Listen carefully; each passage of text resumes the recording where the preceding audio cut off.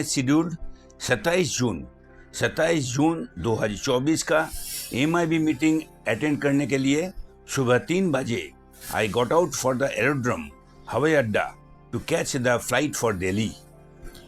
DSPF का 8 सदस्य देश का 8 राज्य से शास्त्री भवन पहुंचे। नेसेसरी एंट्री पास कलेक्ट करके मीटिंग रूम में हम लोग सब पहुंचे,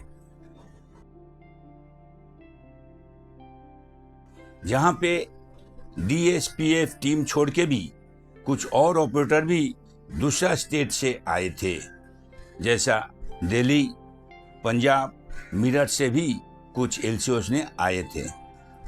ये छोड़ के भी AIDCF एंड GTPL ऑफिशियल्स भी मीटिंग अटेंड किए थे।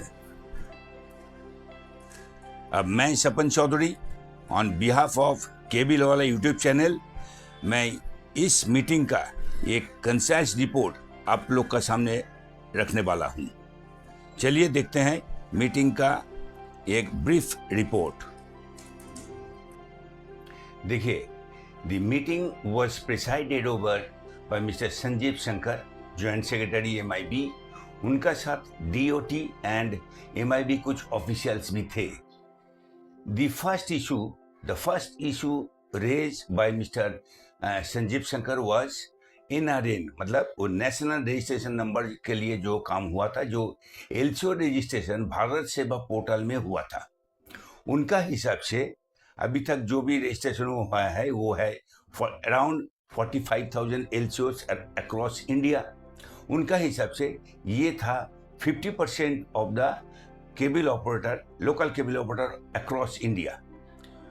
उनका पास जो रिपोर्ट था उसको लिए DSPF का, लेकिन वो जो प्रस्ताव था वो खारिज कर दिया।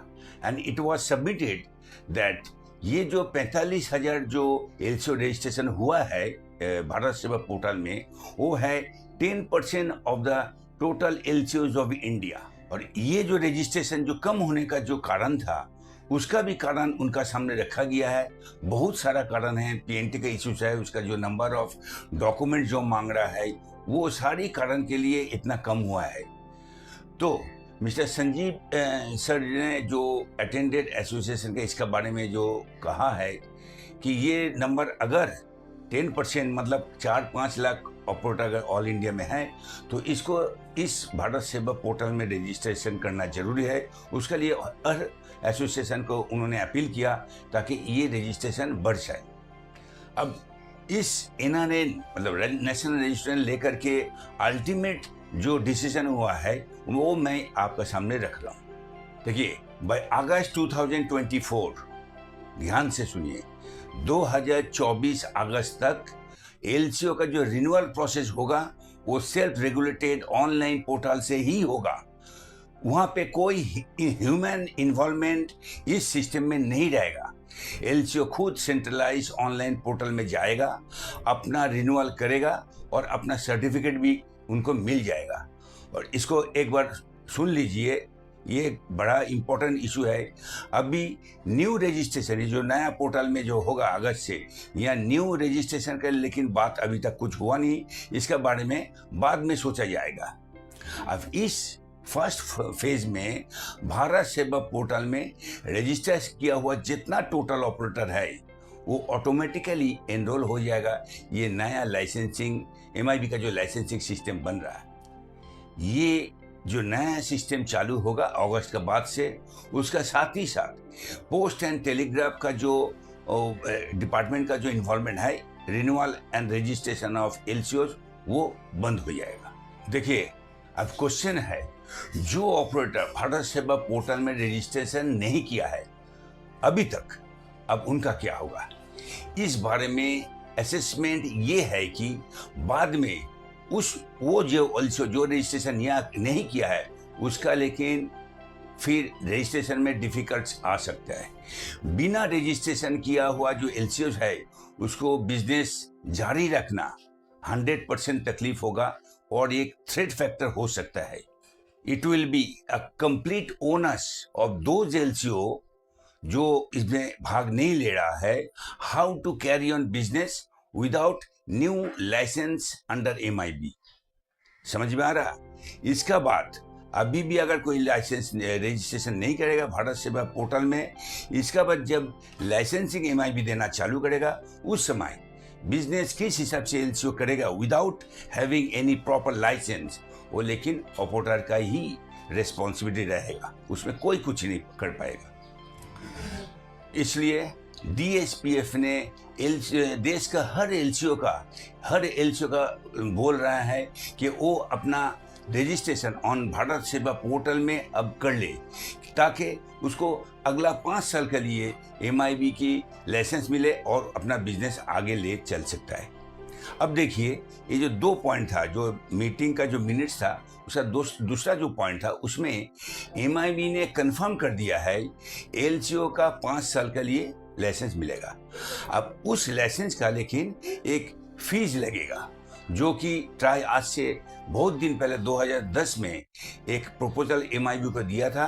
अगर LCO को लाइसेंस दिया जाएगा, उसके लिए एक फीस लेगा। वो फीस कितना होगा? 5 साल के लिए 10,000 रुपया। अब इसमें भी भारी डिबेट हुआ और पूरा फीस में ये जो फीस है 10,000 रुपया, इसका कंसिडरेशन करने के लिए भारी डिबेट हुआ। DSPF दूसरा ऑपरेटर की तरफ से भी बहुत इसमें सबमिशन किया गया है। देखिए, दिखने में ये 10,000 रुपये पर 5 ईयर्स लग रहा, लेकिन इसका बारे में क्यों DSPF का तरफ से ये इसको ऑब्जेक्शन किया? देखिए, एक नंबर 2010 में जब केबल टीवी बिजनेस जो स्टेटस था, उस समय ट्राई ने जो सबमिट किया था 10,000 लाइसेंस फी फॉर 5 ईयर्स, उस समय cable TV subscription through out India था 9 मिलियन, और आज वो घट करके कितना हुआ? 6.5 मिलियन। मतलब बिजनेस तो घटा ना, और अगर घटा तो किसका? ऑपरेटर का घटा। तो इस बिजनेस डाउनफॉल का टाइम पे फिर एडिशनल जो financial burden in terms of licence आएगा, वो भी भारी पड़ेगा। ये कारण था DSPF की तरफ से ये इसमें ऑब्जेक्शन किया गया। नंबर 2 पॉइंट था क्या, किस लिए इसको किया गया?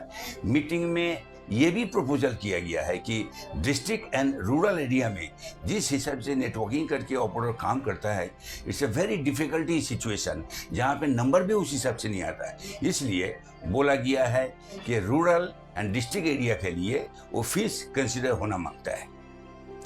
अब मीटिंग मिनट्स का जो 3 नंबर पॉइंट था, उसमें बोला गया था ब्रॉडबैंड पेनिट्रेशन बढ़ाने के लिए LCO का जो नेटवर्क यूटिलाइजेशन प्रोग्राम है, उसको इनिशिएट करने के लिए।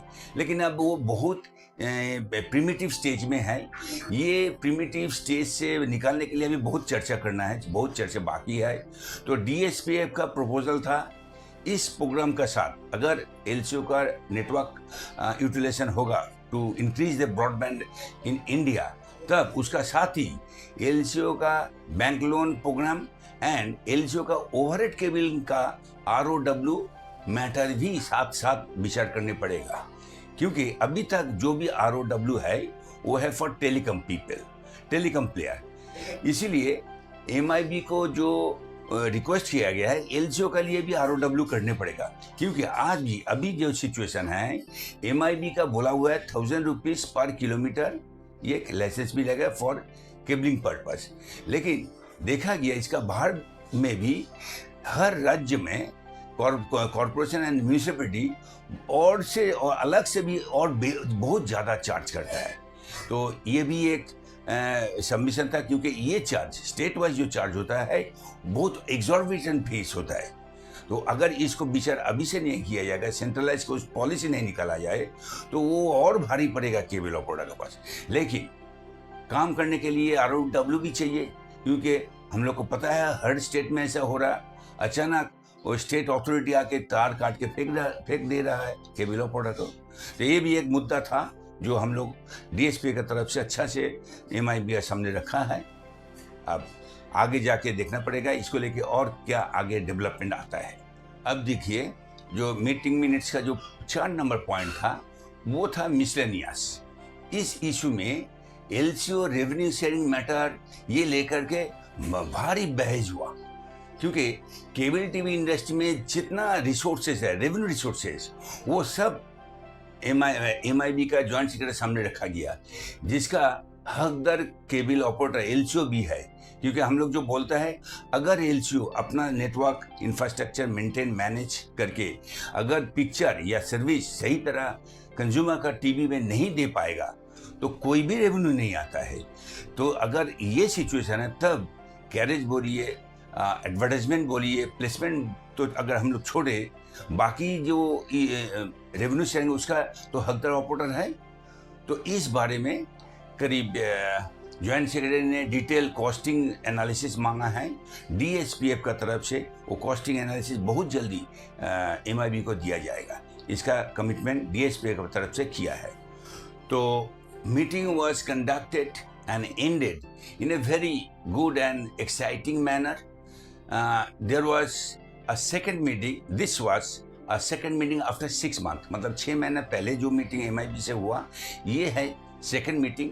तो DSPF की तरफ से जॉइंट सेक्रेटरी को बोला गया ये 6 महीना नहीं, इसका और शॉर्ट नोटिस में मीटिंग होना जरूरी है ताकि एक इंटरेक्शन बने और उस इंटरेक्शन बहुत ज़्यादा इन्फॉर्मेशन आकर के एक प्रॉपर फॉर्मेट से एक सिस्टम बने ताकि बिजनेस को एलसीओ आगे ले जा सकता है। तो नेक्स्ट मीटिंग बहुत जल्दी होने वाला है। अब इस मीटिंग का जो ब्रीफ नोट है वो डीएसपीएफ का जो ऑफिशियल किस तरफ देख रहा है और को क्या बोल रहा है उन्होंने, हम आप लोग के सामने रखना है।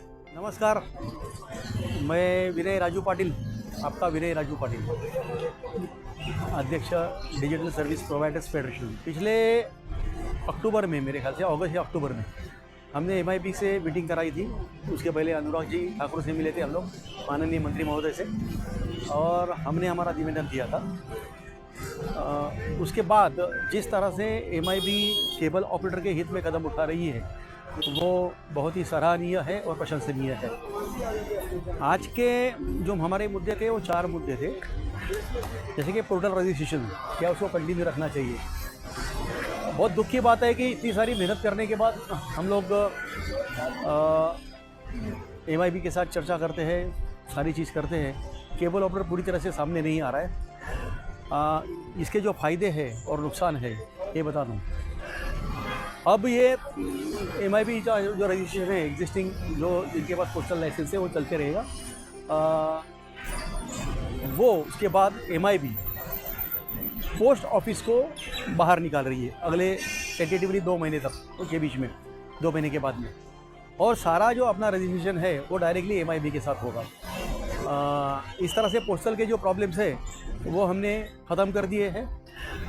अभी भी जो केबल ऑपरेटर एमआईबी के साथ रजिस्टर नहीं हुए हैं, जिनके पास कौन सा ही पुराना लाइसेंस है, वो तुरंत रिन्यूअल का इंतज़ार नहीं करे, तुरंत एमआईबी पोर्टल पे उनको अपना रजिस्ट्रेशन करना बहुत ज़रूरी है।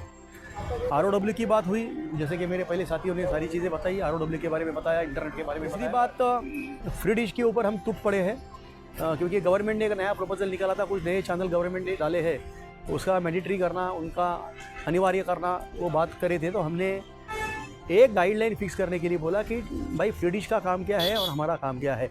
हमने आज तक कभी भी फ्री डिश के काम में दखलंदाजी नहीं की है। जो जो गवर्नमेंट से हमको इंस्ट्रक्शन आती है मैंडेटरी चैनल के बारे में हम दिखाते, उसके लिए हमको ढेर सारा खर्चा आता है। लेकिन जिस तरह से फ्री डिश ग्रामीण भारत में केबल ऑपरेटर को बर्बाद करने का काम कर रहा है, उसको तुरंत बंद किया जाए और फ्री डिश का काम जो है सरकारी चैनल चलाने का, वो सरकारी चैनल चलाए, प्राइवेट चैनल में मत आए। हमारे ग्रामीण भारत के जो किसान हैं उनके लिए क्या चीज़ ज़रूरी है, खेती के बारे में, हवामान के बारे में, वो चीज़ इनको, वो जानकारी इनको मुहैया करे। हमारे ग्रामीण भारत के जो किसान मजदूर है उनका आईपीएल देखे कुछ भला होने वाला नहीं है।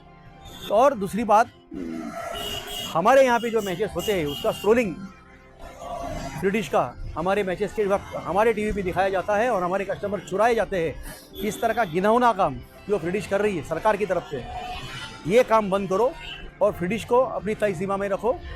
इसके बारे में बात हुई। सबसे बड़ी बात, ट्राई में आपत्ति जताई हुई है, हमने ये बात की। ट्राई का इंट्रोडक्शन होने से पहले हमारा रेवेन्यू शेयर 60% था, 60%। जो ट्राई ने 10% किया, ये बहुत बड़ा अन्याय किया है। 8 साल के बाद ट्राई हमें रेवेन्यू शेयर पूछ रही है। हमने सब्सक्रिप्शन जो है उसमें 80% जो है वो शेयर वो केबल ऑपरेटर का रहेगा ये माना है। कोई भी केबल के ऊपर ऐड चलती है या चैनलों के ऊपर ऐड चलती है, वो कस्टमर तक या ग्राहकों तक पहुंचाने का काम ये केबल ऑपरेटर करता है। इसलिए उसमें उसको कैरेज फी मिलना ज़रूरी है, अनिवार्य है। मार्केटिंग फी, क्योंकि केबल ऑपरेटर ग्राहकों के साथ मिलकर काम करता है, उनको सेवा देता है महीना महीना, तो मार्केटिंग फीस हमको मिलनी चाहिए। इस तरह से जो भी डिस्काउंटिंग होगा वो एक पैकेज में से वो डिस्काउंटिंग करके वो केबल ऑपरेटर को मिलना चाहिए।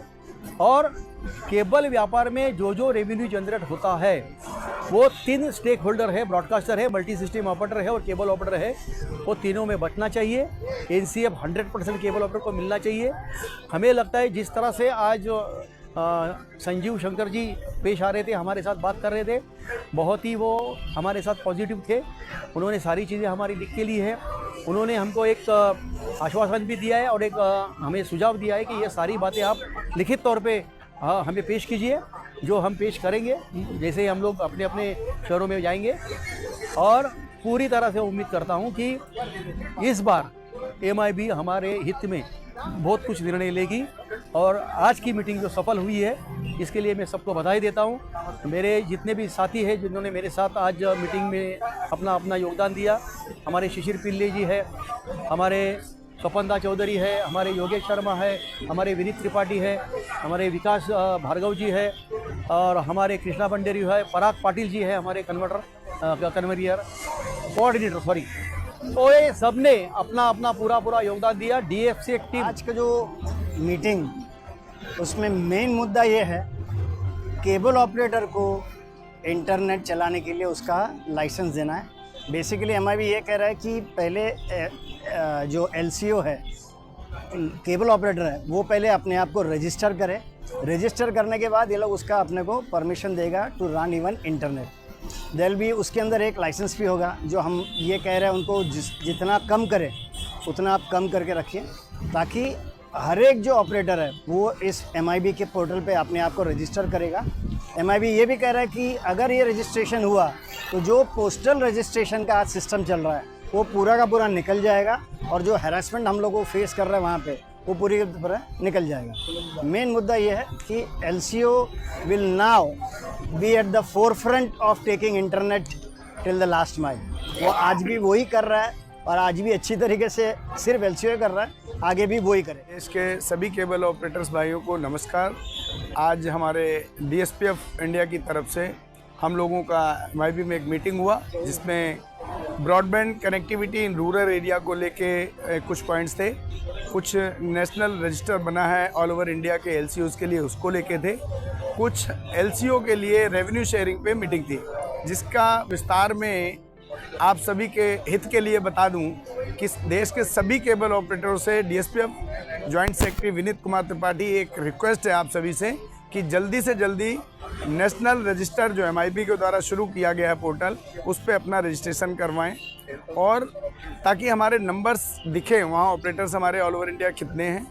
इसी उस पे जो है हमारे प्रेसिडेंट ने, हमारी पूरी टीम ने उनको मजबूर किया है कि हमारा रेवेन्यू शेयर बढ़ाया जाए, क्योंकि गवर्नमेंट का एक ऑब्जेक्टिव है रूरल एरिया में ब्रॉडबैंड कनेक्टिविटी को बढ़ाना, जो LCO के बिना संभव नहीं है। तो मोस्ट प्रॉब्ली नियर फ्यूचर हम लोगों का सब्सक्रिप्शन रेवेन्यू शेयर बढ़ेगा। धन्यवाद। आप लोग जल्दी से जल्दी रजिस्ट्रेशन करवाएं। सबको नमस्कार।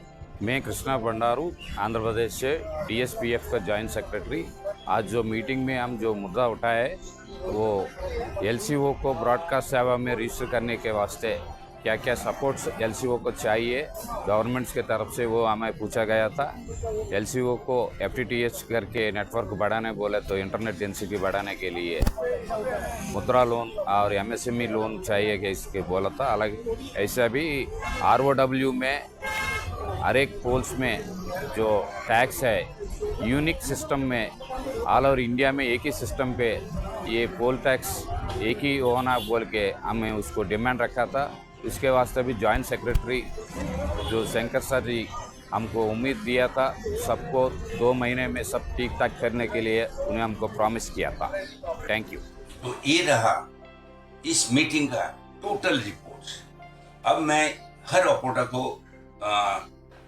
एड्रेस करने के लिए ये बताऊंगा। देखिए, रोम वाज नॉट बिले डे और कोई भी चीज इतना जल्दी में मतलब डे नाइट में नहीं होता है। और दूसरा बात है, आप जब ये चीज है एक मिनिस्ट्री लेवल से अपना बिजनेस एंटिटी बोलिए, बिजनेस एग्जिस्टेंस के लिए जो भी इश्यूज है को मांगना या उसको निकालना, it's a very tedious process and A time taking process.